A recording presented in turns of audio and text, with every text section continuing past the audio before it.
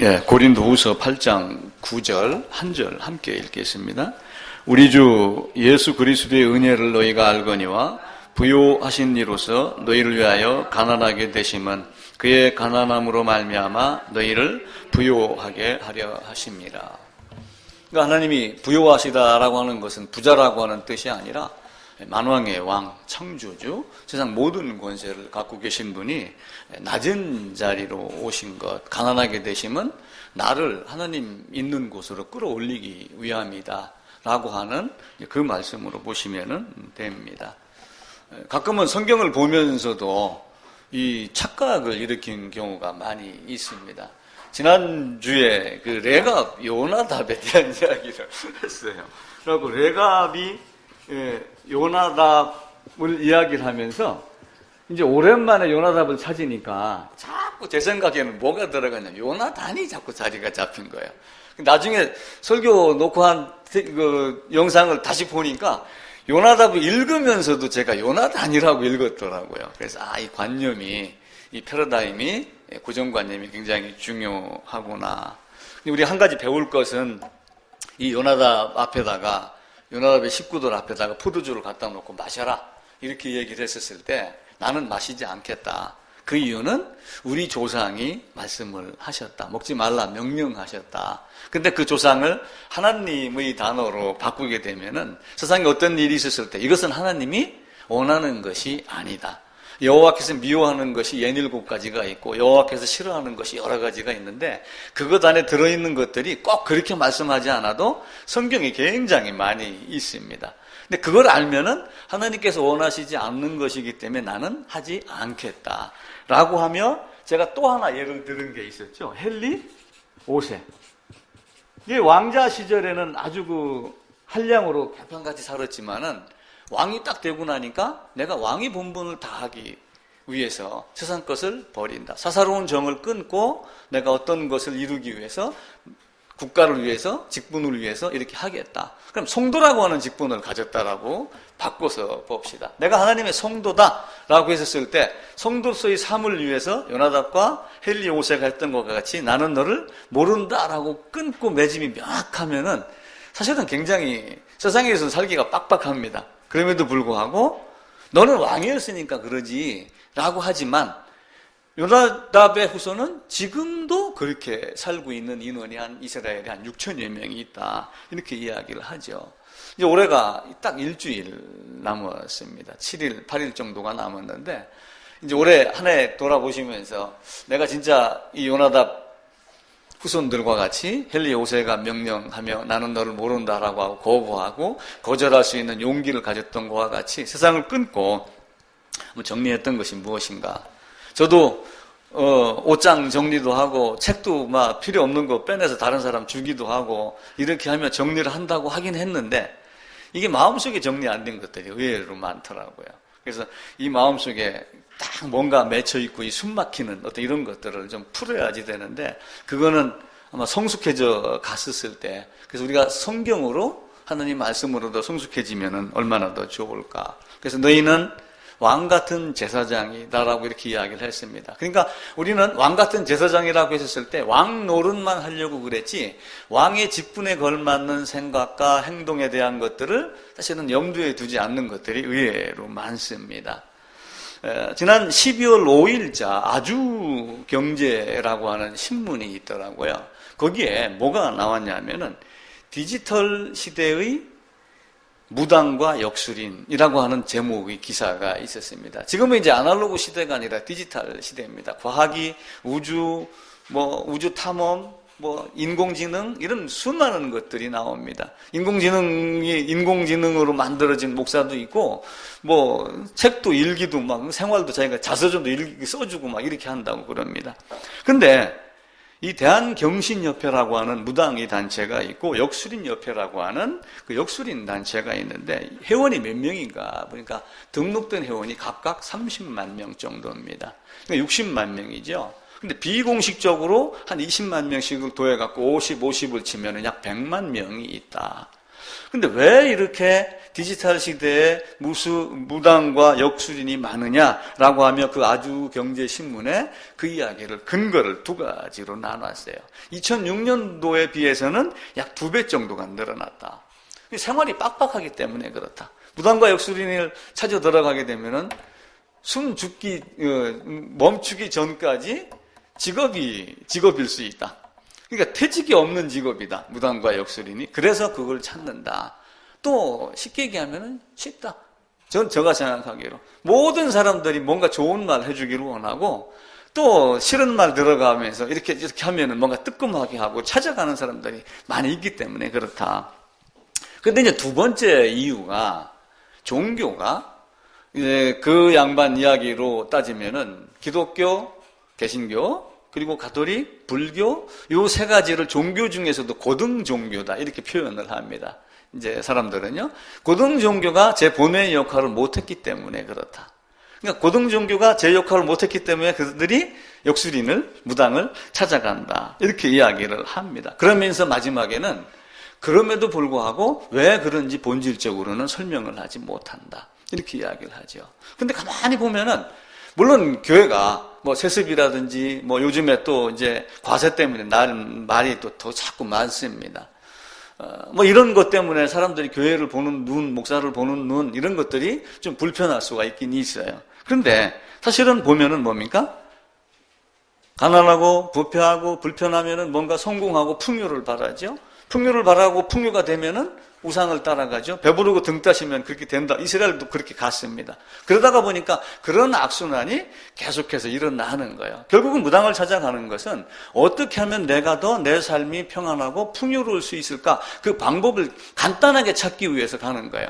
매 주일마다 예배당을 안 가고 성경을 안 봐도 단돈 몇천 원, 돈 몇만 원에 딱 갖다가 집어넣고 1년 운세를 내가 받는다라고 그러니까 거기에다가 혹 하고 있는 거죠. 어쨌든 우리는 그런 글 기사를 보면서 종교 신앙을 가진 우리로서는 어떤 모습으로 살아야 될 건가라고 하는 반성을 해야지 됩니다. 사사시대에도 레위지파가 자기 일을 못했습니다. 그러니까 시대가 막 썩어가지. 여호수아가 후계자를 남기지 않고 죽었잖아요. 모세는 여호수아를 후계자로 남기고 죽고 여호수아는 그렇게 하지 않았어요. 쉽게 얘기하면 성령의 인도함을 이야기를 하는 거예요. 근데 성령의 인도함을 받지 않기 때문에 레위지파가 그 역할을 못했기 때문에 백성이 썩어갑니다. 그럼 레위지파만 욕할 수 있느냐? 그럼 레위지파가 설령 그 역할을 못했다 할지라도 각자에게 주어지는 하나님의 말씀이 있고 각자를 인도하는 하나님의 인도하심이 있다면 왜 너희들은 그러면은 순종하지 못했는가? 이걸 또 생각을 해봐야죠. 이스라엘이 멸망당하기 직전부터 계속해서 에레미야를 통해 가지고 이야기를 합니다. 근데 에레미야서 보게 되면은 선지자를 끊임없이 보내어 너희에게 이야기를 했다. 아침부터 새벽부터 보냈으나 너희가 귀를 막고 등을 돌리고 듣지 않으려고 귀를 막았다. 스가랴 7장에서는 그렇게 이야기를 합니다. 그러니까 레위지파가 사사시대의 역할을 못했다라고 탄만할 게 아니라 선지자를 보냈는데도 불구하고 귀를 막는, 그리고 결국은 모든 원인의 근거와 이런 모든 것들이 누구에게 돌아가는 거예요? 사실은 자기 자신에게 돌아가는 거예요. 그러니까 이스라엘 백성들도 레위지파가 잘못해서 그렇습니다 이렇게 얘기할 수가 없어요. 그걸 반대로 선지자를 보냈잖아 이렇게 했는데도 불구하고 듣지 않는 것이죠. 솔로몬도 아내가 1000여 명이 됐습니다. 1000여 명이 각자 각 나라에서 갖고 들어온 우상이 예루살렘 거리에 가득했죠. 사울 왕이 블레셋 전투에서 죽임을 당했습니다. 자기가 칼을 놓고 엎드려졌다라고 하지만 목을 자른 사람은 아말렉 사람이에요. 그리고 아말렉 사람이 아각을 죽이지 않았기 때문에 결국은 그 후손들이 와가지고 사울의 투구를, 왕관을 베낍니다. 그래서 결국은 내가 처리하지 못하면 헨리 5세처럼 내가 너를 모른다 라고 이렇게 하지 않으면 결국 그들에게 당하게 되어 있는 거예요. 그러니까 잘 했죠, 헨리 5세는. 그 헨리 5세의 이야기를 JTBC 앵커 브리핑에서는 모 대통령과 뭐 어떤 사람을 빙자를 해서 그 사람이 대통령의 위치에 됐을 때 내가 너를 모른다라고 딱 얘기를 하고 거절했으면 지금 저 자리에 있겠느냐 이렇게 이야기를 하는 거예요. 근데 그 사울이 누구를 찾아갔냐 하면은 어려움이 있었을 때 신접한 자를 찾아갔어요. 그러니까 쉽게 얘기하면 신접한 자가 뭐예요? 무당 역술인을 찾아간 거예요. 그래서 역대상에는 사울이 신접한 자를 찾아갔는데 이 사울이 죽은 이유가 두 가지예요. 이건 두 번째입니다. 처음에는 아각을 죽여라 라고 했는데 아각을 죽이지 않은 거예요. 내가 너를 모른다 라고 딱 얘기를 하고, 양도 좋은 것이든 뭐든 좋은 것은 하나님께 드리라, 그 말을 교회당에 써먹어갖고 이상한 방향으로 가지만, 내가 갖고 있는 모든 것 아낌없이 세상 것은 사실은 다 버려야지 된다라고 하는 의미를 갖고 그 양을 죽이라 그랬는데 죽였어요, 안 죽였어요? 안 죽이고 감추었잖아요. 아각도 끌고 왔습니다. 끌고 온 이유는 뭐예요? 백성들 앞에서 내가 이놈을 잡아왔어 자랑하기 위한 거예요. 자기 자랑이 들어가는 거예요. 그걸 하고 아각에 대한 것을 처리하지 아니하고, 두 번째는 문제가 생겼을 때 신접한 자를 찾아가서 물어보라 이렇게 얘기를 했기 때문에 죽었다라고 역대상에서는 말을 합니다. 역대상 한번 찾아봅시다. 구약성경 626페이지입니다. 역대상 10장입니다. 제 성경으로 626쪽입니다. 제가 읽을게요. 10장 13절입니다. 사울이 죽은 것은 여호와께 범죄하였기 때문이라. 그가 여호와의 말씀을 지키지 아니하고, 이게 이제 그 아각 죽이지 아니하고 양, 좋은 양 죽이지 않은 것 한 거죠. 그런 양은 이제 살려둔 거예요. 자기가 쓰려고. 또 신접한 자에게 가르치기를 청하고. 그러면서 그 아주경제 신문을 보며 참으로 안타깝다 이렇게 생각을 하죠.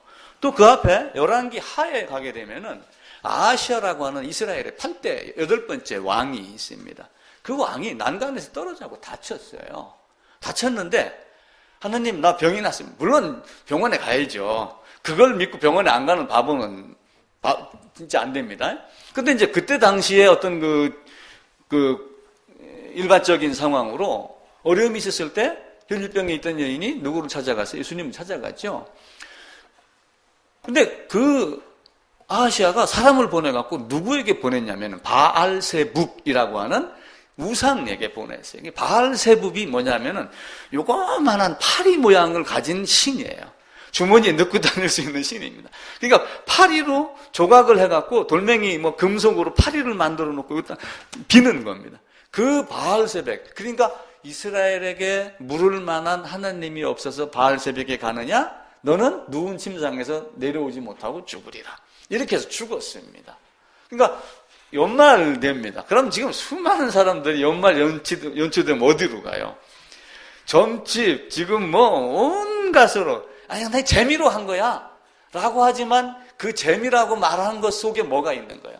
자기도 모르게 끌림이 있었던 거예요. 그걸 끊고 서울에 뭐 대학 앞에 뭐 홍대 어디 골목에 가면 쫙 늘어져 있더라고 그러면서요. 그런 거를 하면 안 됩니다. 이스라엘에 네 아픔을 물을 자가 없어서 바알세붑에게 가느냐?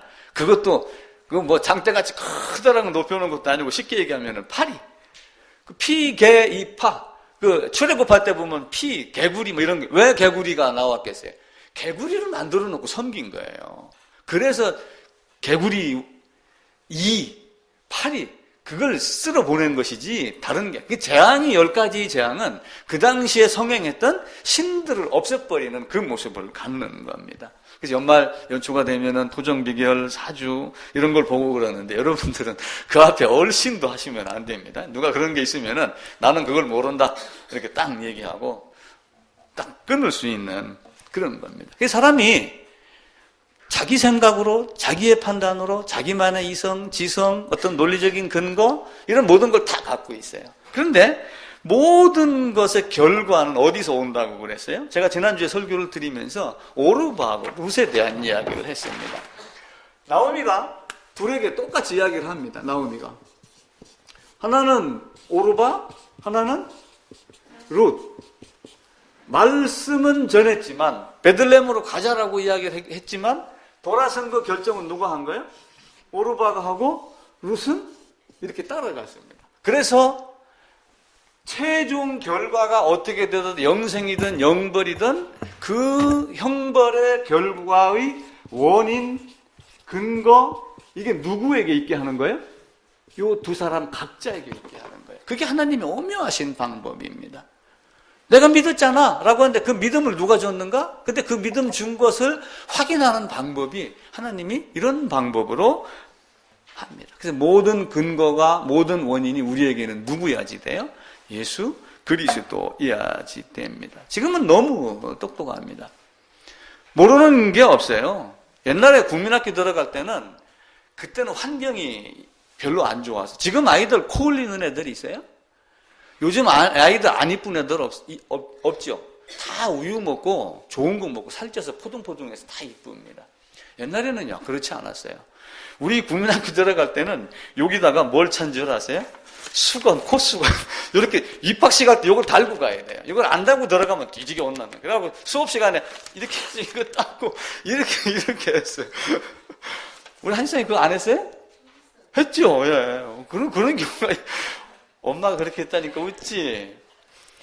요즘은 약이 있고 물이 좋고 그러니까 그런 게 생기지 않아요. 그때는 학교 다니는 것만 해도 감사했어요. 그래서 선생님이 얘기하는 게 진짜인지 거짓인지 모르고 얘기하는 걸 듣는 걸 그대로 다 흡수를 했어요. 그래서 좋은 선생을 만나면 좋은 사람이 되고 못된 놈을 만나면 못된 걸 배우는 거예요. 근데 지금은 어떻게 되세요? 다 드러나요. 이것이 옳은가 옳지 않은가. 그걸 알면서도 사람들은 자꾸 어디로 가요? 옛 것으로 돌아갑니다. 이전 것을 자꾸 끄집어다 근거를 대요. 아담이 범죄해서 모든 사람이 뭐가 됐어요? 아담이 범죄했습니다. 그러면은 아담의 후손으로 태어난 가인, 아벨 둘 다 뭐예요? 죄인입니다. 아담의 죄가 전가됐어요. 아담의 죄 전가 안 됐어. 펠라기우스가 그렇게 이야기를 합니다. 무슨 소리야? 아담의 죄가 왜 전가가 돼? 펠라기우스는 저 뒤에 사람이에요. 서기 예수님 오시고 난 이후의 사람. 이 앞에 있는 많은 인간들이 살다가 나쁜 짓 한 게 내가 오염이라서 내가 나빠진 거지 나는 근본은 착한 놈이야. 아담의 죄는 나한테 없어 라고 했던 것을 지금 다시 끄집어내가지고 그걸 지식이라고 근거를 대는 이런 모습들이 이 땅에 계속해서 벌어지고 있는 거예요. 그러면서 그런 얘기를 했을 때 펠라기우스가 이런 얘기를 했잖아. 그럼 누가 펠라기우스를 근거로 대라겠어요? 성경 말씀을 근거로 대라. 그렇게 이야기를 하는 거예요. 성경은 바울을 통해서 모든 것을 통해서 뭐라고 얘기를 해요? 모든 사람이 죄인이다.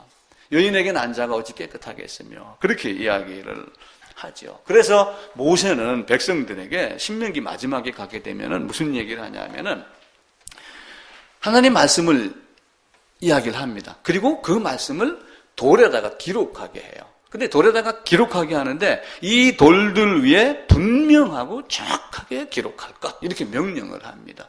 그리고 그것을 노래로 가르쳐서 마음속에 새기게 만들어줘요.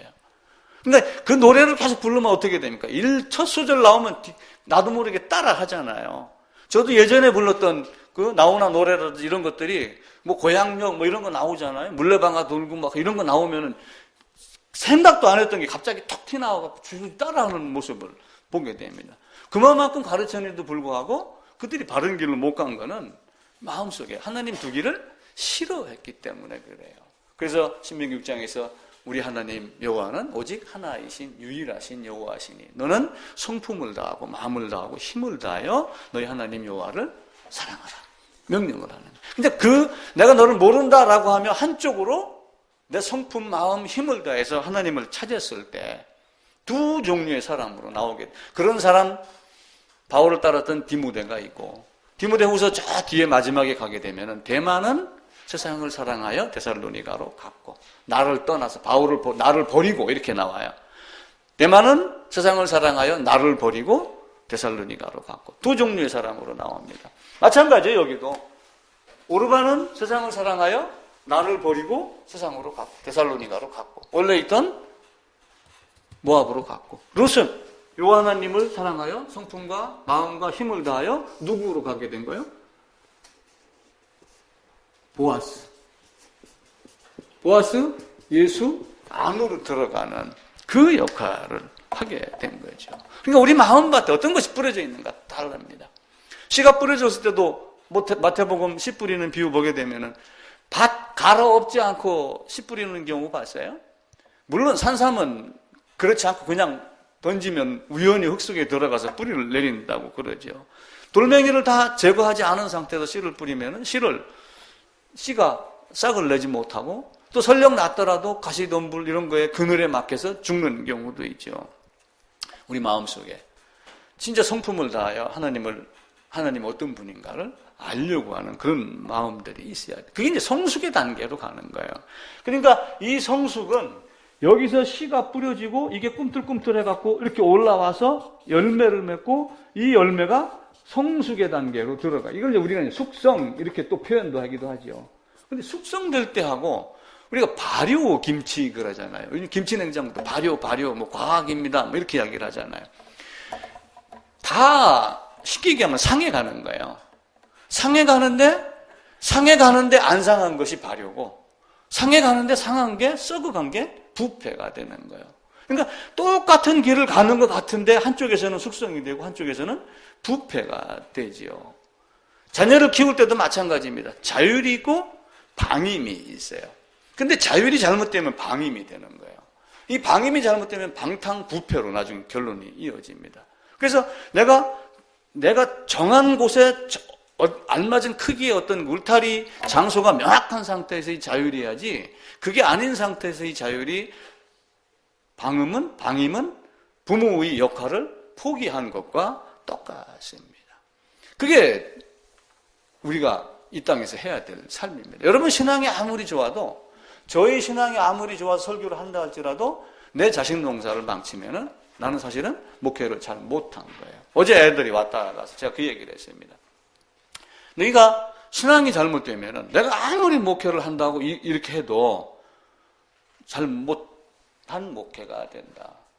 모든 농사를 다 망쳐도 자식 농사는 망치지 말아야지 된다. 즉 그 이야기를 했습니다. 신앙이 어렵습니다. 신앙이 어려워요. 신앙이 쉬운 게 아니에요. 어떤 사람이 말을 하기를 철로역정을 계단으로 표현을 했어요.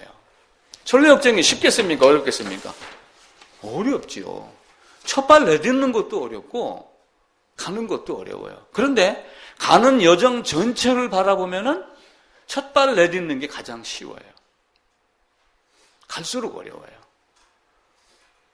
그러니까 베드로도 3년을 훈련받고도 부인하고 모든 제자들이 다 도망가고 마가는 옷을 너무 급한 맞이 혼이불을 벗어 던지고 그냥 도망간 거예요. 그래서 계단이 보게 되면은 이렇게, 이게 계단 발판입니다. 그럼 여기에 계단이 또 이렇게 있어요. 그죠? 이게 첫 계단이에요. 그럼 두 번째 발판은 어떻게 될까요? 요게 이렇게 올라가면 똑같은 사이즈로 올라가면 좋은데 철로 역정 하나님 나라로 올라가는 계단은 요때부터 요게 조금씩 마른 물걸로 줄어들어요. 요 폭도 요거보다 줄어듭니다. 그리고 여기서 또 줄어들어요. 요만큼. 그래갖고 나중에 올라갈 때는 발 뒤꿈치를 들고 발가락으로 여기를 디디려고 발버둥 쳐야지 낭떠러지로 떨어지지 않는다. 그만큼 너희가 선줄로 알면 넘어질까 조심하라 라고 하는 그 말씀의 의미를 여기서 말씀합니다. 그리고 우리가 찾아가야지 되는 거예요. 힘을 다해서 본능으로 찾아가는 겁니다. 왜 아기들이 무릎으로 기느냐? 이걸 학자를 유아학자라고 해야 되나? 아이들 심리하는 학자가 그 이야기를 해요. 아이들이 기는 이유가 있어요. 세상에 좋은 일은 나한테 안 오는 게 많아요. 그런데 나쁜 일은 내가 찾지 않아도 찾아와요. 좋은 일은 무조건 다 나를 찾아오지 않아요. 근데 나쁜 일은 내가 오라고 안 해도 나를 찾아오는 일이 있어요. 근데 아기가 기는 것은 내가 뭔가 먹어야지 되고 찾아야 되고 봐야 될 것은 내게 오지 않는 것이 있다는 걸 안다는 거예요. 아기들 본성상. 그래서 내가 기어서라도 가야지 잡을 수 있다를 아기가 안돼요. 그래서 기는 거예요. 그래서 걸음마를 배워갖고 내가 직접 가서 찾아야지 된다. 그 얘기를 하는 거예요. 우리의 신앙도 그거하고 똑같아야지 돼요. 우리의 신앙은 어떻게 합니까? 앉아서 기다리면은 꽃감 떨어지는 게 아니라 썩은 감이 떨어지죠. 그런 모습으로 바뀔 수가 있어요. 그 아기들도 본능적으로 그렇게 아는 거예요. 오셨는데도 우리는 어떻게 합니까? 본능적으로 오셨으니까 그냥 내 안에 오실 거라 생각을 하잖아요. 근데 좋은 일이라고 반드시 나를 다 찾아오는 것은 아니다. 오히려 나쁜 세상에 있기 때문에, 사탄이 권세 아래에 있는 세상에 있기 때문에 나를 찾아오는 것은 사실은 거의 다 나쁜 것이 주로 나를 찾아옵니다. 그래서 너희는 오직 한 분인 여호와를 의지하라. 성경은 그렇게 말씀을 하셔요. 근데 의지하라라고 하는, 여호와를 의지하라라고 하는 것은 붙잡고 매달리고 결합하다, 이 의미가 있어요. 그러다 보니까 결합이라고 하는 의미가 있으니까 이 결합을 바꿔 또 얘기해가지고 우리 주님과 하나님과 연합이라고 하는 뜻이 내포되어 있다 봐도 사실은 문제가 없습니다. 그래서 이 땅 안에 있는 많은 죄인들에게 나는 너희가 의지할 자야 라고 하며 오신 분, 그게 성육신하신 하나님이에요. 왜냐하면 왜 부유하신 분이 가난한 곳으로 오셨어요? 여기 있는 사람은 다 가난하기 때문에 오신 거예요. 근데 가난한데 부유한 척 하는 사람들이 있는 거예요. 돈도 재뿔이 없으면서, 권력, 대통령도 안 되면서 어디다가 시의원만 해도 아주 부유한 척하고 권력이 있는 척하고 이렇게 사는 사람들이 의외로 많습니다. 그런데 내가 부유한 자가 가난하게 되시면 가난한 자를 부유하게 하려 하심이라 라고 하는 그 부유하신 하나님, 세상을 창조하고 세상의 모든 것을 다 갖고 있는 하나님이 이 땅에 오시면 나와 같은 죄인을 살리려 하심이라. 근데 우리는 한 가지 단어를 반드시 고쳐야 될 게 있어요. 우리가 말을 할 때는 우리 이렇게 이야기를 합니다. 근데 제가 우리라고 이렇게 이야기를 해도 여러분은 나는 이렇게 받아들이셔야지 돼요. 그래서 우리는 늘 예수님이 내 죄를 가져갔어 하는 거, 예수님 우리 죄를 가져갔어 이렇게 자꾸 얘기를 한단 말이에요. 근데 그 우리라고 하는 걸 묻혀서 넘어가려고 하는 사람들이 의외로 많습니다. 자, 오신 목적이 뭐예요? 가난한 자를 부유하게 하시려고, 죄를 없게 하시려고, 죄인을 의인으로 만드시려고, 첫 언약 때에 범한 죄를 속량하게 하기 위해서. 히브리서 한번 가보겠습니다. 히브리서 9장입니다.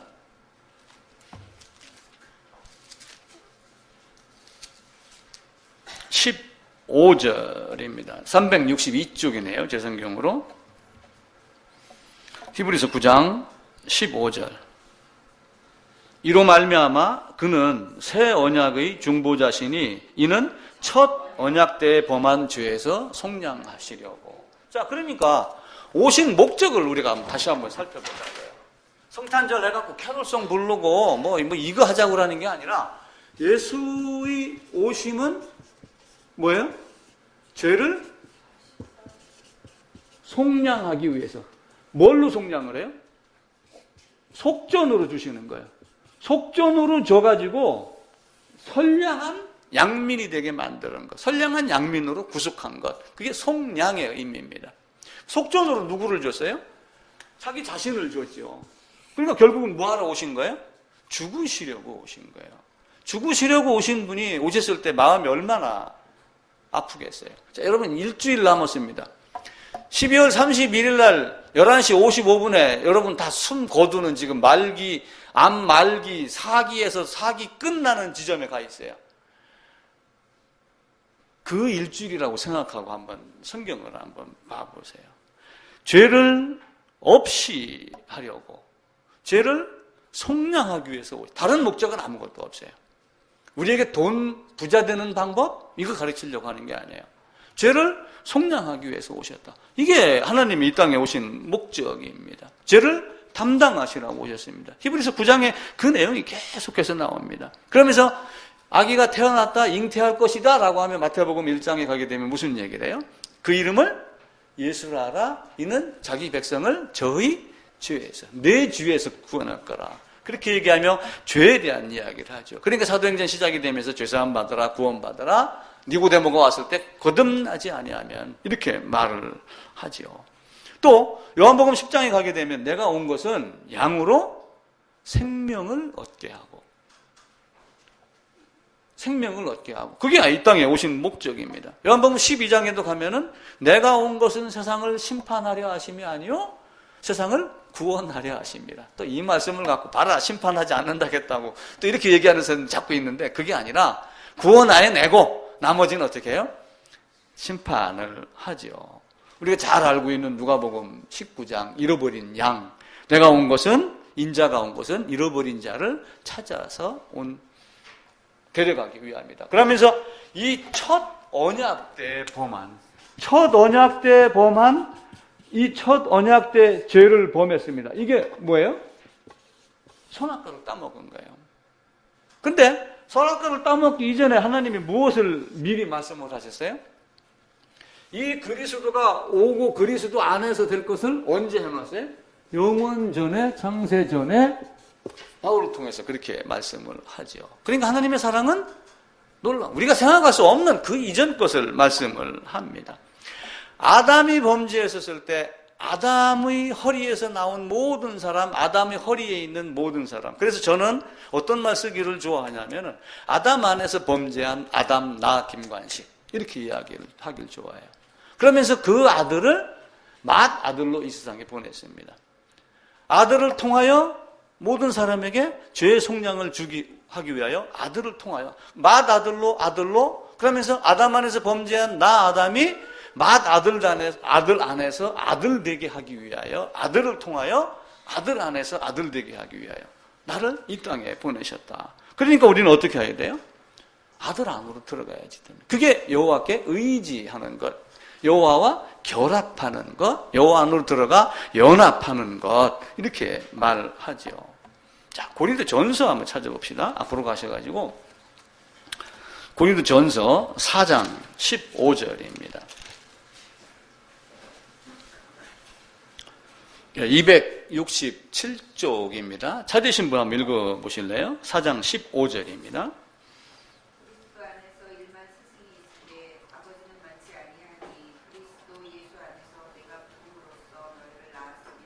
스승이 낫습니까? 아버지가 낫습니까? 그죠? 누가 나요? 아버지가 낫죠. 세상에 일만 스승은 많습니다. 근데 아버지는 적다. 그러죠. 세상에 성경이 너무 많습니다. 성경이 없는 집이 거의 없어요. 철로역정이 두 번째라고 하고 제일 많은 것이 각 집에 소장한 것 따지면은 한 권씩 들고 나온 대표적인 걸 예를 따지면은 성경입니다. 그럼에도 불구하고 스승은 많은데 아비가 적어요. 내가 말씀으로 너희를 낳았다라고 하며 죄에서 의로 벗어나서 사망에서 생명으로 옮긴 것을 의라고 하는 것 안에서 여기가 사망의 세계입니다. 사망의 세계에서 죄값 치르고 어디로 나와요? 새로운 세상으로 나오는 거예요. 요 의라고 하는 새로운 세상으로 나와가지고 요것을 낳았다. 내가 너를 낳았다. 너희가 의에서 새로 출생했다. 이렇게 보는 거예요.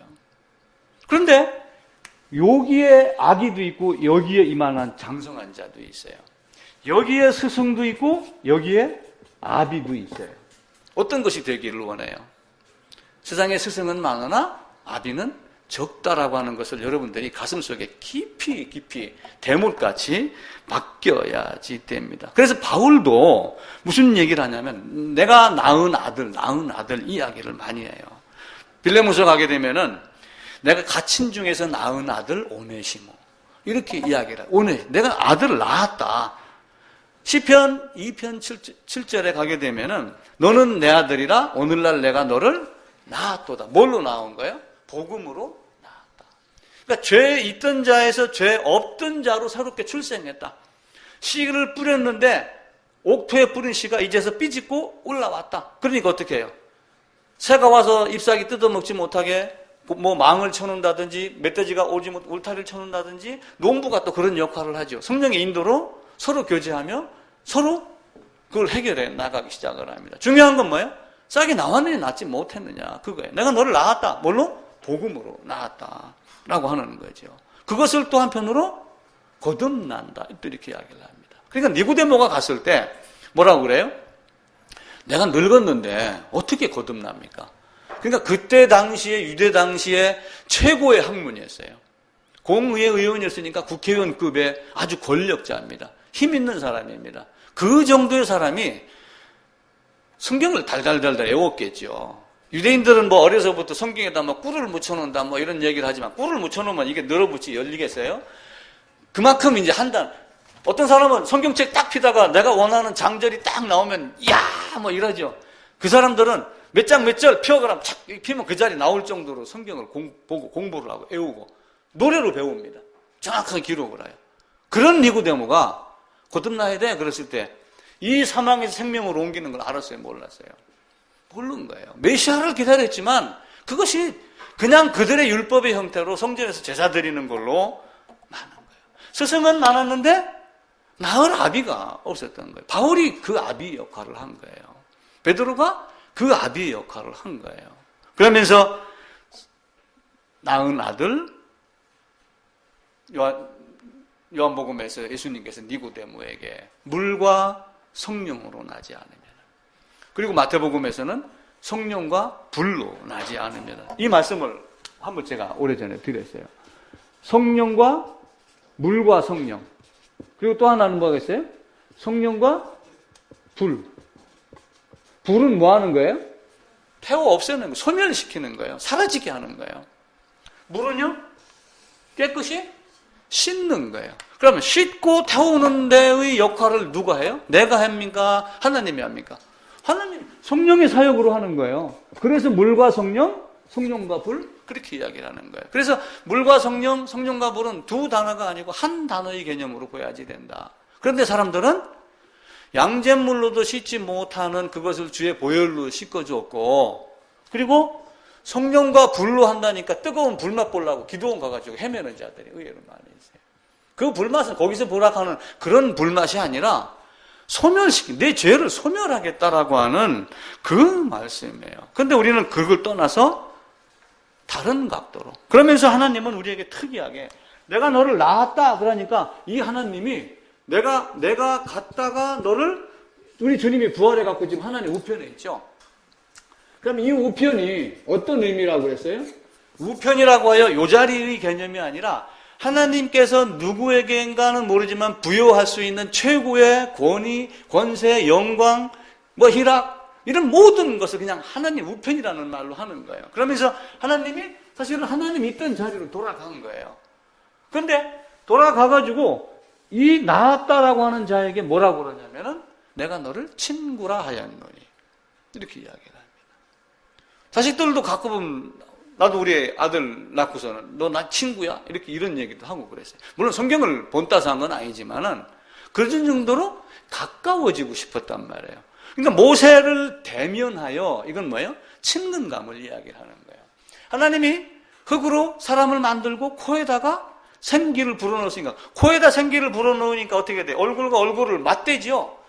가까이 하여 친근감, 대면한 것을 나타내는 거예요. 하나님을 본 자는 죽었다라고 되어 있는데 모세가 대면하여 봤다는 거짓말이죠. 그래서 그 대면은 하나님이 모세를 친근하게 여겼다. 그만큼 우리를 낳고 사랑하기 위해서 많은 것들을 하신 거예요. 그 방법이 죽음입니다. 죽으러 오신 거예요. 그러니까 우리는 탄생을 기뻐하지만 한편으로는 탄생하셔서 예루살렘에 앞장서서 올라가시면서 무슨 얘기를 했냐면 제자들하고 이제 3일, 일주일 남겨놓고 예루살렘으로 올라갑니다. 올라가면서 무슨 얘기를 했냐면은 내가 지금 예루살렘에 가서 죽고 세상 사람들에게, 대제사장들에게, 백성들에게, 빌라도에게 이렇게 해가지고 죽고 3일 만에 살아날 거야. 이 이야기를 하며 앞장서서 올라가셨어요. 그리고 예루살렘을 보시고 우신 거예요. 이 세상에 있는 사람들이 하는 행태를 보고 참으로 안타깝다. 메시아, 하나님, 성자 직접 이 땅에 오셨는데도 그를 알지 못하고 일만 스승을 따르는데 아비를 알지 못하니 내 양은 내 음성을 알고, 그죠? 내 양은 내 음성을 알고, 근데 내 음성을 알지 못하는 이런 모습들, 이 하나님의 오묘한 섭리가 이 땅에서 어떻게 이루어졌어요? 여자의 후손이 네 머리를 부술 것이요, 너는 여자의 후손의 발꿈치를 상하게 할 것이다. 여러분, 머리가 부서지면 어떻게 돼요? 머리 없는 사람은 어떤 사람입니까?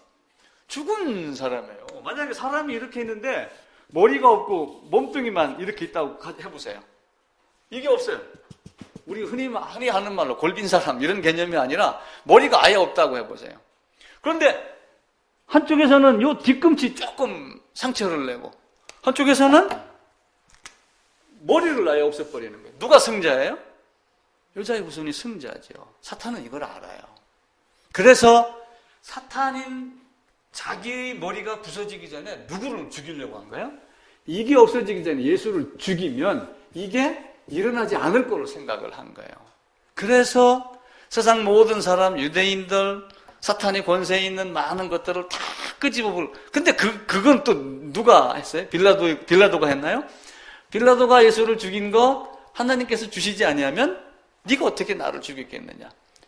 겉으로 보기에는 빌라도가 죽이고 겉으로 보기에는 사탄이 힘을 써서 빌라도를 움직여 갖고 죽은 것 같이 했는데 예수님은 그 권세도 위에서 주지 아니하였으면 네가 나를 어찌 죽이겠느냐라고 하며 언제를 이야기해요? 이미 영원 전에 그리스도 안에서 모든 걸 다 해놓고 여자의 후손으로 가겠다라고 하는 이걸 말하며 이것까지도 미리 다 이야기하는 거예요. 그게 하나님의 방법이 놀랍죠. 우리가 생각하는 그런 게 아닙니다. 사탄은 그걸 알고 예수를 죽이고 내가 승리했어! 라고 딱 며칠간 막걸리 파티 했을까요? 딱 3일 파티한 거예요. 3일 파티하고 딱 아침에 눈 비비고 술 깬다고 찬물 한 그릇 먹고 딱 보니까 무덤이 열려서 부활하신 거예요. 그러니까 우리는 부활절만 되면 예수님 부활하셨네 라고 그러는데 성탄을 기뻐하는 건 당연하지만 이걸 넘어서 그분이 죽으러 오셨고 살아나신 분이라고 하는 것, 살아나실 것이 아니라 살아나신 분이라고 하는 것을 우리가 철저하게 아셔야지 돼요. 그래서 사탄은 자기가 먼저 예수를 죽였는데 이 죽음이 자기의 머리를 없앤다고 하는, 없어지게 한다고 하는, 자기를 죽인다고 하는 그걸 언제 깨달은 거예요? 부활을 깨달은 거예요. 부활을 위해. 그래서 내가 너희를 미워하면 너희보다 먼저 나를 미워하였다라고 하는 거. 예수님이 먼저 미움을 받은 거예요. 그 섭리 아래 예수님께서 죽임을 당하고 다시 살아나셨죠. 이게 기약입니다. 이때 영원 전에 했던 것, 이게 뭐예요? 이걸 성경에서는 기약이 이름에, 기약은 뭐예요? 기약. 기성복 그러면 뭡니까? 지금은 사실은 다 기성복이에요. 옛날에는 기성복 개념이 뚜렷합니다. 왜냐하면 내가 돈을 주고 양복점에 가서 양복을 딱 치수를 재고 맞추는 거냐, 공장에서 나온 거냐 해서 기성복과 새 상품이 딱 표가 납니다. 지금은 아주 고급도 아니면 거의 99.9% 기성복 명품을 입는 거예요. 우리는 기약은 뭐냐면 이미 약속된 것. 언제요? 창세전에, 영원전에. 그렇게 해놓고 그 기약이 이름에 하나님께서 어떻게 합니까? 죽으셨도다. 로마서 가보겠습니다. 로마서 5장 6절입니다.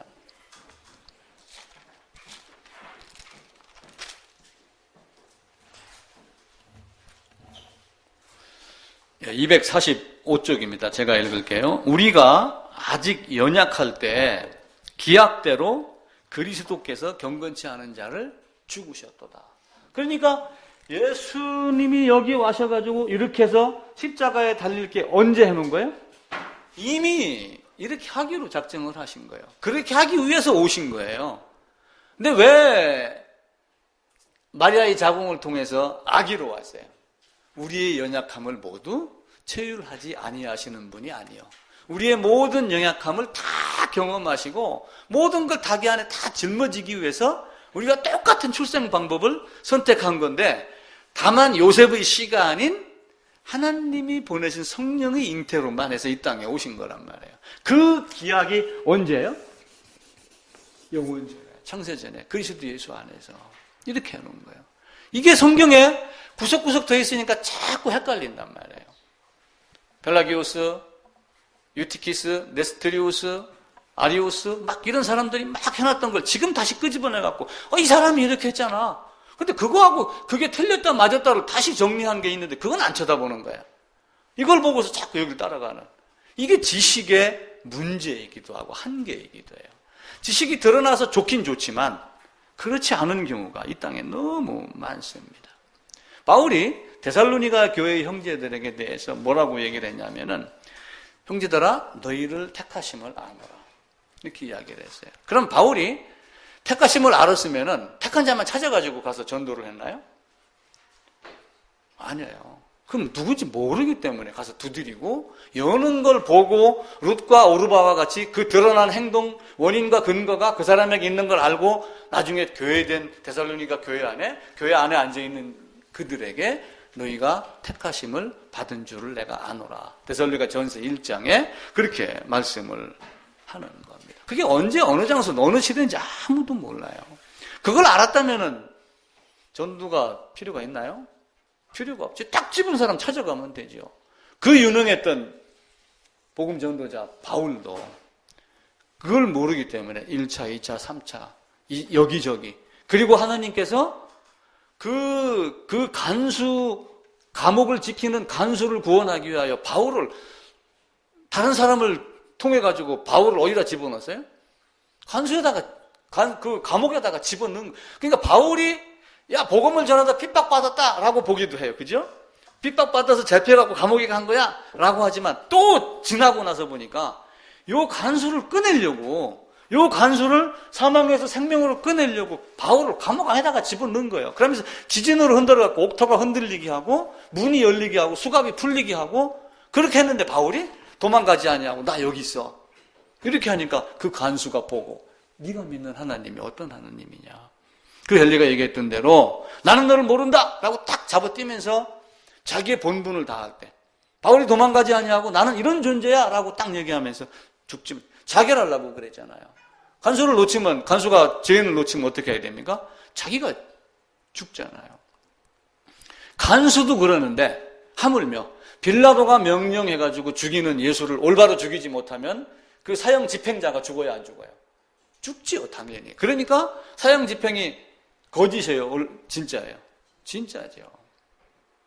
그게 하나님의 방법입니다. 그게 예정한지 누군지 아무도 모르는 거예요. 단지 성령의 사용을 통해서 너는 이때 어디 가서 어떤 말을 듣고 지금 이때 텔레비를 보고 요즘에 영화 하나 나온 거 있다고 그러죠? 뭐 신과 함께? 무슨 저도 한번 보려고 그래요. 그게 사람이 죄를 져서 죽었답니다. 죽었는데 이게 문을 7개를 통과를 다 하면은 다시 환생을 한다나? 그러면서 이제 그 환생 이 개념은 아닌데 죄에 대한 개념만 놓고 보면은 자기가 마음속에든 어디든 갖고 있던 모든 죄악이 다 드러나는 거예요. 그러면서 막 지옥의 모습을 막 이렇게 표현했다고 그럽니다. 그거 보면 끔찍하다고. 그 영화 저도 한번 그래서 보고 싶습니다.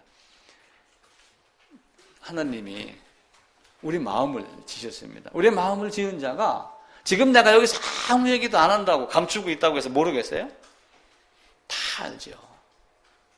우리의 눈동자를 보고 알고 안색이 바뀌는 걸 보고 알고 말이 떨리는 걸 보고 알고 행동이 떨리는 걸 보고 알고 다 합니다. 발걸음을 보고 알고 그렇게 합니다. 로마는 로마 시대에 형벌을 내리는데 자 우리도 가만히 이제 어떻게 하냐면은 네가 뇌지를 알렸다라고 하면서 이제 이렇게 엎드려 놓고서 사또들이 매를 치고 그랬잖아요. 매를 치고 딱 묶어 놓을 때 여기다가 이제 딱 엎드려 놓습니다. 이렇게 이제 판때기 위에다가 사람을 딱 엎드려 놓고 막대기를 하나 들어가는데 로마는 어떻게 했냐면은 이거만한 몽둥이를 여러 개를 여기다가 이런 몽둥이를 여러 개를 해갖고 요걸 이렇게 묶는답니다. 묶는데 잘 안 풀러지게 묶는데요. 또 잘 풀러지게 묶어도 요걸 풀르면서 매를 대는 형 집행자가 이걸 아주 어설픈척하면서 질질 끌면서 풀른답니다. 질질 끌면서 풀르면은 여기서 히끼디끼 보겠어요, 안 보겠어요? 그걸 보죠. 저게 풀러지면 어떻게 돼요? 나는 다 죽었다. 매도 한 개가 아니고 이만한 몽둥이가 10개인데 저게 부러지도록 맞으면 나는 내 엉덩이는 착살났구나. 이걸 아는 거예요. 근데 뭘 하냐면은 여기서 사또가 여기서 심판관이 요걸 이렇게 보면서 요 사람 얼굴을 본대요. 얘가 요 해초리가 몽둥이가 끌러지는 걸 보면서 얘 안색이 어떻게 바뀌는가를 본대요. 그러니까 회개하고 두려워하는 놈은 이걸 보고 아이고 내가 잘못했는데 이거 죽는 이렇게 하는데 뻣뻣한 놈이 있다는 거예요. 안색이 안 변하고 그래 한번 칠 테면 쳐봐라. 이런 놈들이 있다는 거예요. 그놈은 죽는답니다. 근데 그렇게 안 하고 회개하는 빛이 보이고 이놈을 보고 두려워하는 빛이 보이고 이걸 보다가 여길 보면 제발 살려주세요라고 하는 눈빛을 보내면은 조금 덜 때리고 방면한답니다. 세상은 이게 있어요. 근데 하나님이 우리 마음을 지신 하나님이 그걸 알겠어요? 모르겠어요? 다 알죠. 우리가 숨긴다고 되는 것이 아니에요. 하나님은 만세전에 영원전에 그걸 이미 다 아시고 우리는 모르지만 그런 자들을 어느 시대 어떤 때 어떤 방법을 통해서 각 시대의 어떤 전환 뭐 예를 들면 빌리 그레함이 와갖고 여의도에서 그때 거듭난 사람이 있을 거고 그죠? 어떤 사람은 방송을 보고서도 아 맞아 지나가는 말로 했는데 그 사람은 몰라도 성경에 있는 말을 던질 수가 있잖아요. 또 아니면은 진짜 그걸 알고 열심히 전도해서 거듭난 사람이 있고 그렇게 얘기해도 그 말을 찰떡같이 얘기해도 개떡같이 알아듣는 사람이 있고 여러 종류의 사람이 있는 거예요. 하나님은 다양한 방법으로 그렇게 말씀을 합니다.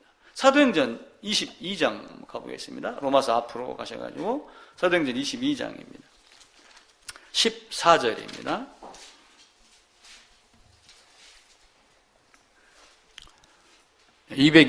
(228쪽입니다) 사도행전 22장 14절 함께 읽읍시다. 그가 또 이르되 우리 조상들의 하나님이 너를 택하여 너로 하여금 자기 뜻을 알게 하시며 그 의인을 보게 하시고 그 입에서 나오는 음성을 듣게 하셨나니.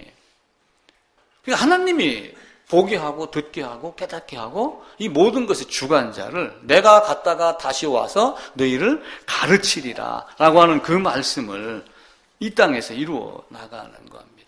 그러면서 구약 에레미야에서도 내가 이스라엘 집과 유다 집에 일러준 선한 말을 성취할 날이 오겠다. 미리 말씀하신 것을 성취할 날이 오겠다. 이렇게 이야기를 하죠.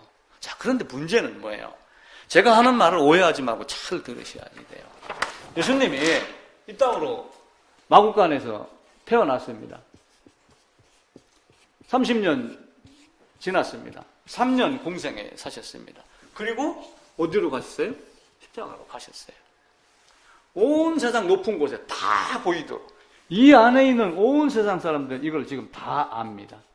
자, 그러면은 예수님이 십자가에 못 박혀 돌아가셔서 내가 내 죄를 사하노라라고 특정인을 가리켰나요? 그렇지 않죠. 그럼 예수님이 이 땅에 오셔갖고 죽으셨다고 하여 세상 모든 사람의 죄가 다 사라졌나요? 아닙니다. 지금 우리 주위에서 보이잖아요, 당장. 그 섭리를 우리가 어떻게 이해할 것인가? 성경은 오직 자기 뜻과 영원전부터 우리 예수 안에서 내가 너를 택하여 세웠나니 네가 어미의 태에 있을 때부터 이렇게 하였나니 라고 하며 특정인을 가르쳐요. 근데 그것이 성취되기 이전에 아는 자는 아무도 없어요. 단지 싹수를 보니까 아, 저 싹수는 보니까 좀 잘 될 놈 같다, 못 될 놈 같다. 이걸 우리가 어렴풋이 짐작만 하는 거예요. 그러다가 어느 날 데마와 같이 세상을 사랑하여 나를 버리고 데살로니가로 간 이런 사람도 있고 디모데와 같이 나와 함께 복음을 전하여 핍박을 받은 자도 있다라고 하는 겁니다. 노아 방주 시대 때 방주가 높이 있었어요. 그게 결국 이거하고 같은 의미입니다. 온 세상 사람들이 다 봤습니다. 근데 겨우 8명만 방주 안에 탔습니다. 낯선 이방인이 여리고성에 들어왔어요. 여리고성이 얼마나 큰지 모르지만은 설령 10만 명이라고 합시다. 아니면 5만 명이라고 합시다. 그 안에 이상한 놈이 와가지고 성주가 그걸 발견하고 사람들이 신고하여 잡아들여라 라고 할 정도 소란이 일어났으니까 알았겠어요? 몰랐겠어요? 다 알죠. 근데 유독 누구만 그 사람이 어떤 사람인가를 알아봤어요? 라합만 알아본 거예요. 방주? 그 많은 방주 타고 몇 년 시간 줬어요, 방주. 여기다가 이렇게 놓고 방주를 만들었습니다. 방주 만드는 시간 몇 년 줬어요? 120년 줬습니다. 그럼 방주 만드는 시간만 120년 줬어요? 한임사님에게 몇 년 시간 주길 원해요? 지금 장수하고 싶으니까 나는 하나님 나에게는 100년의 시간을 주세요. 지금 과학의 발달, 의술, 약 그래가지고 옛날에 한갑이면 세상 다 사는 거예요. 동네 잔치를 했습니다. 지금 70도 잔치하면 욕먹어요. 그러면은 이 120년뿐만이 아니라 우리에게 인생이 70이고 강건하면 80이라고 했는데 지금 여기다가 플러스 알파를 더해주는 거예요. 이 기간을 줬는데도 불구하고 네가 나를 모른다? 라고 하면 어떻게 되겠어요? 수명 늘어나는 것 우리가 굉장히 좋은 겁니다. 근데 알 걸 알지 못하고 스승만 따라다니다가 아비를 만나지 못하면 그것만큼 불행한 것이 없어요. 내가 네에게 100년 줬잖아. 그때 인공지능까지 해갖고 지금 로봇 수술까지 해줬는데 네가 그 10년을 더 살게 해줬는데 그 10년 동안 뭐 했어?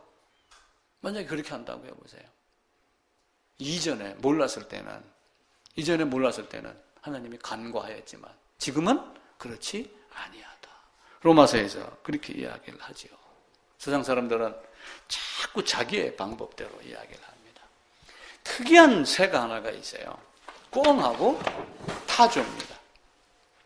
꿩하고 타조는, 꿩은 푹 보면 이제 날아갑니다. 그죠? 그래서 포수가 날아가는 꿩을 총을 쏴갖고 잡아요. 근데 꿩이 다급하면 어떻게 해요? 숯불 속에다 대가리 집어넣는 거예요. 그러고서 나 연구 없다 외치는 거예요. 그런 형태가 많아요. 타조도 그런답니다. 그래서 타조 그 리더십 할 때 그림 게 사진이 있어요. 이게 타조입니다. 근데 머리가 없어. 머리가 어디냐? 요 안에 와가지고 연구 없다 이렇게 하고 있는 거야. 세상 사람들은 자기 생각으로, 자기의 알량함으로 모든 걸 다 판단을 합니다. 아볼라와 같은 스승이 브리스길라와 같은 부모를 만나지 못했으면 나았겠어요?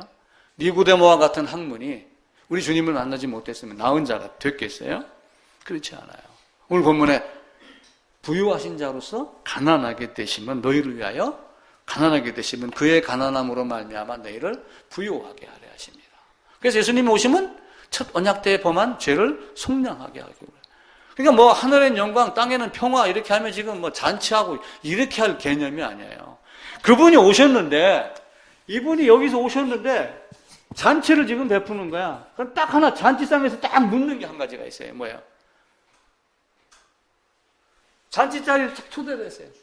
청와대 딱 들어갈 때 뭐 갖고 들어가야 돼요?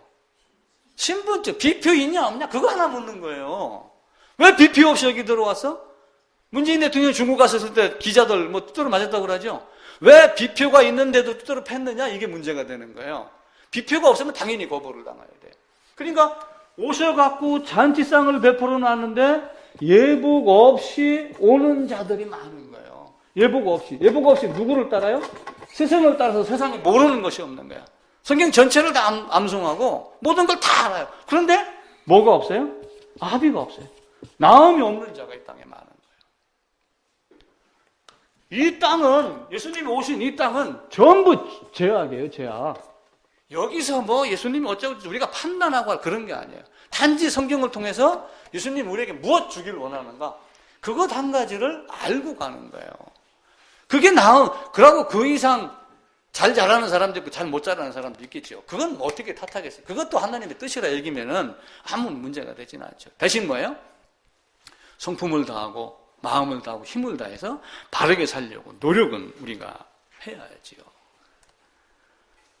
찬송가 나오잖아요. 만왕의 왕 내 주께서 왜 고초당했나. 결국 오심의 목적은 십자가예요. 왜 고초를 당했어요? 그 찬송가 가사 뒤에는 바로 이 가사리 나와요. 이 벌레 같은 날 위에.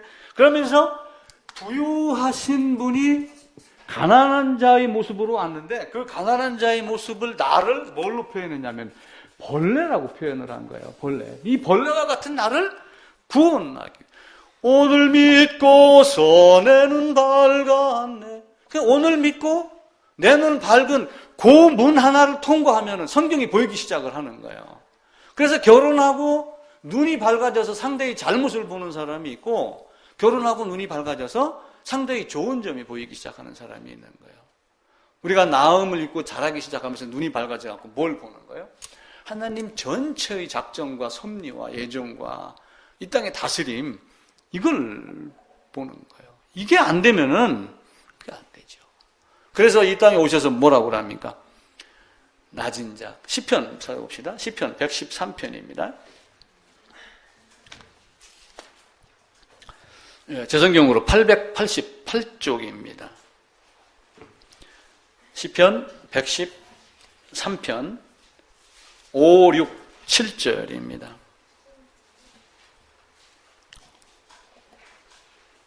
자, 함께 읽읍시다. 여호와 우리 하나님과 같은 이가 누구리요? 높은 곳에 앉으셨으나 스스로 낮추사 천지를 살피시고 가난한 자를 먼지더미에서 일으키며 궁핍한 자를 거름더미에서 들어 세워. 그러니까 마리아가 찬양을 할 때 뭐라고 그래요? 우리 하나님 어떤 분인가 찬양을 하죠. 누가복음 한번 가보겠습니다.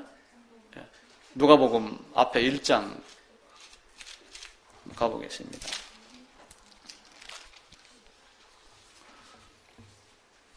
마리아가 잉태를 하고 누구에게 가냐면은 요한의 엄마가 있는 엘리사벳 집에 갑니다. 근데 이미 이제 6개월 전에 요한이 잉태가 되어 있죠. 그래서 엘리사벳을 딱 가니까 엘리사벳의 아이인 태가 반가워서 팔짝팔짝 뜁니다. 그때 엘리사벳이 마리아를 보고 무슨 얘기를 하냐면은 1장 45절입니다. 주께서 하신 말씀이 반드시 이루어지리라고 믿은 그 여자에게 복이 있도다. 이렇게 이야기를 해요. 근데 마리아가 바로 그 말을 되받아서 46절에 마리아가 이르되 라고 하며 49절에 능하신 이가 큰 일을 내게 행하셨으니.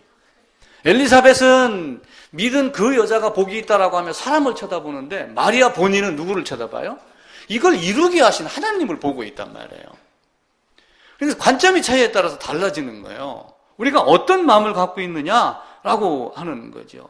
그러면서 그 마리아가 밑에 얘기를 보면은 권세 있는 자를 52절 위에서 내리치셨으며 비천한 자를 높이셨고 줄이는 자를 좋은 곳으로 배불리셨으며 부자는 빈손으로. 그러니까 어리석은 부자 어떤 사람은 내가 이렇게 부자인데 나도 부자라 천국 못 가냐 이렇게 묻는 거예요. 그런데 여러분 구세군 냄비다가 한 1억씩 집어넣는 부자이면서 가난한 자가 돼야지 돼요. 그렇죠? 그 부자의 의미는 교만한 부자를 얘기를 하는 거고 주님을 거부하고 스승을 따른 부자를 얘기를 하는 것이지 아비가 낳은 자를 이야기하는 것이 아니란 말이에요. 하나님은 우리에게 부유한 자로 가난한 자를 찾아오셨습니다. 그런데 베드로는 부인을 했죠. 자기가 조금 어려운 형편에 당하니까 맹세하여 저주하며 맹세하여 예수님을 딱 부인을 했어요. 근데 부인한 베드로를 예수님이 이제 끌려가셔가지고 군사들 앞에 뭐 있든지 아니면 나무에 묶여 있든지 이렇게 하겠죠. 베드로가 여기서 불을 쬐다가 베드로가 부인을 했습니다. 근데 예수님이 여기서 있다가 베드로를 이렇게 쳐다보셨어요. 그 베드로를 쳐다보는 예수의 눈길을 느끼고 그 예수를 보시고 베드로가 밖에 나가서 어떻게 했다? 통곡했다. 이렇게 이야기해요. 그 통곡하는 마음이 여러분에게 있어야지 돼요. 저에게 있어야지 돼요. 내가 너를 모른다 라고 얘기했던 그 헨리 5세가 던졌던 나는 죽어도 어머니 하나님이 나의 하나님이오라고 따라갔던 룻과 같은 그 당연함. 보아스에게 들어가서 옷을 벗치고 나를 당신이 여종으로 삼아주시옵소서, 아내 첩으로 삼아주세요 라고 얘기하며 살았던 그 모든 것. 그러니까 보아스가 뭐라고 그래요? 네가 젊은 여자인데 다른 곳을 따르지 아니하고 이 늙은 나를 찾아왔으니 네가 복되도다 이렇게 이야기를 하는 거예요. 그게 무슨 말이에요? 세상에 가면 쾌락이 많잖아요. 룻이 아담 했겠죠. 그러니까 그 생각, 그 몸매, 그 얼굴 가지고 밖에 나가면은 네가 먹고 놀 만한 곳이 많은데도 불구하고 네가 그곳을 가지 아니하고 나를 따라왔으니까 네게 복이 있도다 라고 했던 그 모습. 예수님이 이 땅에 오셨습니다. 오시니까 세상이 어땠어요? 하나님이 사람의 모양으로 이 땅에 왔습니다. 와보니까 세상이 요 지경이에요. 전부 똑똑하고 잘난 놈밖에 없는 게 스승만 바글바글한 거예요. 스승만. 아비가 없어요. 그래서 너희는 아비가 누구인가? 내가 복음으로 너희를 낳았다. 오늘날 내가 너희를 낳았다라고 합니다. 로마서 1장 2장에 가게 되면은 우리의 행태에 대해서 많은 걸 적어놨습니다. 불의, 추악, 탐욕, 간음 막 쫙 하는데 그걸 보고 그걸 판단하는 사람이 있어요. 그러면서 바울이 그 사람에게 이야기를 합니다. 남을 판단하는 너는 누구냐. 그렇게 물어요. 똑같아요. 이 땅 안에 있는 모든 사람은 다 뭐예요? 모든 사람은 다 죄인입니다. 근데 이 죄인 중에 유교도 있고, 그죠? 어디 미국에 가면 무슨 좀 경건 찾는 이런 종교도 있고. 그러니까 조금 행실이 조금 뛰어난 놈도 있고, 조금 못난 놈도 있고 그러는 거예요. 근데 요놈은 요걸 보고 지금 계속 탓하고 있는 거야. 그러니까 예수님이, 바울이 뭐라고 그래요? 이걸 탓하는 너는 누구냐? 너도 이 안에 있는 벌레 같은 놈 아니냐? 라고 하는 거예요. 근데 전부 상술이 나온 밑에서 도토리가 키재면서 다른 거 따지고 앉아 있으니까 얼마나 안타깝습니까? 비주얼 그러죠? 비주얼. 그래서 비주얼 전부 옷가게 앞에 가면 마네킹에다 다 걸어 놓습니다. 그건 꼭 사고 싶어요. 근데 내가 입으면 또 안 맞아. 근데 마네킹에 입혀놓으면 또 딱 맞는 것 같아요. 자, 음식점에 갔는데 비주얼이 좋습니다. 보기에 좋으면 먹기도 좋다고 그러잖아요. 근데 비주얼이 좋다고 먹기 좋은가요? 다 그렇진 않아요. 그래서 우리의 행함이 비주얼도 좋고 먹기도 좋아야지 되지만 세상에 그래서 옛날 어른들이 한 말이 있어요. 눈은 속여도 입맛은 못 속인다. 우리는 겉모습에 속으면 안 됩니다. 스승의 이 이빨림에 속으면은 진짜 큰일 납니다. 진짜 큰일 나는 건 사실은 큰일 난 것도 아니에요. 왜냐하면 그 스승의 이빨림에 넘어갈 수밖에 없는 존재라면은 그 원인 근거가 누구에게 있는 거예요? 그 사람에게 있는 거예요. 그걸 우리가 이해를 하셔야지 돼요.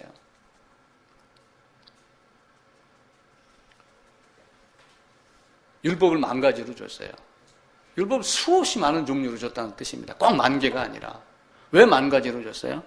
이 땅 안에 있는 수많은 사람들이 다 심판관이 되어 있기 때문에 각자에게 율법을 10,000가지 다 준 거야.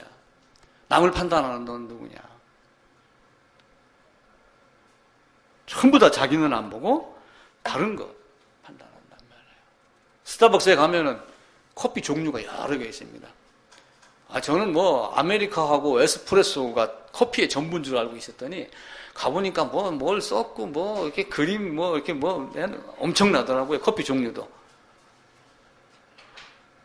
거기서는 내가 골라 먹을 수 있지만 성경 말씀은 골라 먹을 게 한 개도 없어요. 한 자라도 만약에 부인하거나 버리면은 그거는 스승을 따라가는 거예요. 아비 따라가는 것이 결코 아닙니다. 제가 그때 지난주인가 한번 말씀드렸죠. 어느 연속 거기에 보니까 이제 그 엄마가 죽어갑니다. 죽어가는데 이제 깨끗하게 이제 결말이 나는 형태로 이렇게 했더라고요. 근데 이제 그 아들놈이 매일 말을 안 들은 거야. 대학도 재수하고 삼순가 되고 그러더라고요. 그러니까 이제 이 아들놈이 막 울면서 엄마한테 효도할 기회를 한번 달라.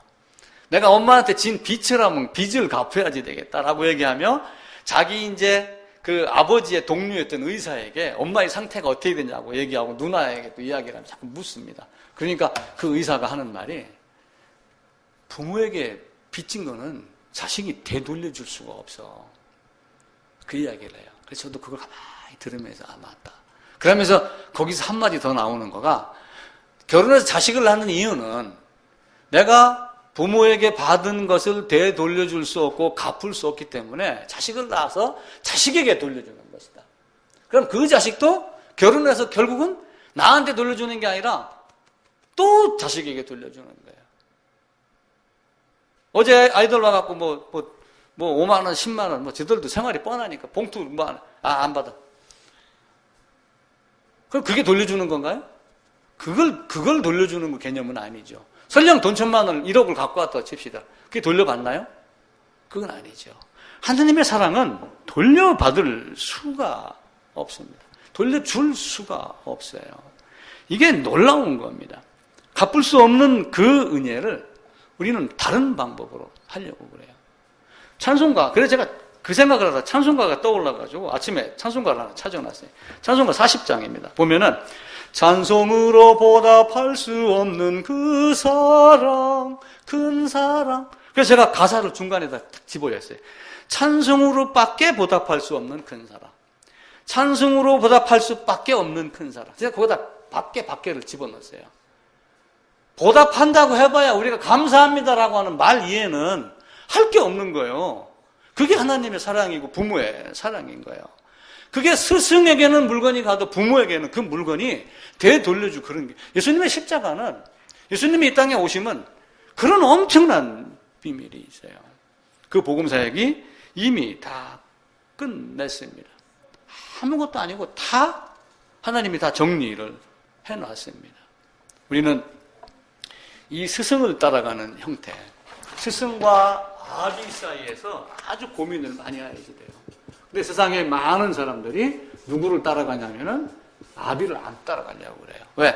아비를 따라가면은 여기서 나음을 입으면은 뭐가 있어요? 매가 있어요. 이걸 흔히 하는 말로 징계가 있는 거예요. 징계가 없으면은 아들이 아니니라라고 탁자로 성경은 이야기를 해요. 스승은 징계를 하지 않아요. 징계가 없어요. 물론 훈장 가가지고 뭐 종아리 몇 대 맞는 이런 징계가 아니라 아무리 그렇게 한다 한들 이 아비가 하는 이것만큼 하겠어요? 못하죠. 여러분, 스승 따라가는 것 이거 버려야지 됩니다. 진짜 내 아비가 누구인가? 그걸 예수가 왜 오셨는가? 그 목적 한 가지만 여러분 이루시면 돼요. 저 아비 있는 동안 그거 한 가지 딱 깨닫고 나머지 나중에 뿌리 내리세요. 그리고 살아내세요. 스스로 지키세요. 나는 너를 모른다. 이렇게 하실 정도로 여러분 성장하셔야죠. 그렇지 않으면 어떻게 하겠습니까? 겉모습? 이거 아무것도 아니에요. 이거 겉모습. 윈도우 가게 되면은, 이렇게 해가지고, 마네킹 걸어놔요. 그죠? 마네킹에다가 이쁜 옷 걸어놓으라고 마네킹이 사람 되나요? 안 됩니다. 아무리 이쁜 옷 입어도 마네킹 사람이 안 돼요. 운동화는 어디까지 만들어야지 운동화가 완성이 돼요? 밑바닥? 대충? 100%가 완성이 돼야지 완성이 되는 거예요. 텔레비는 어떻게 해야지 소리가 나요? 100%가 완성이 돼야지 소리가 나는 거예요. 그게 텔레비예요. 99.9%는 아닙니다. 우리 그걸 아시죠? 아비를 통해서 낫지 않으면은 이 세상에는 신앙은 다 거짓입니다. 종교입니다. 그런 사람들이 어디를 따라가는 거예요?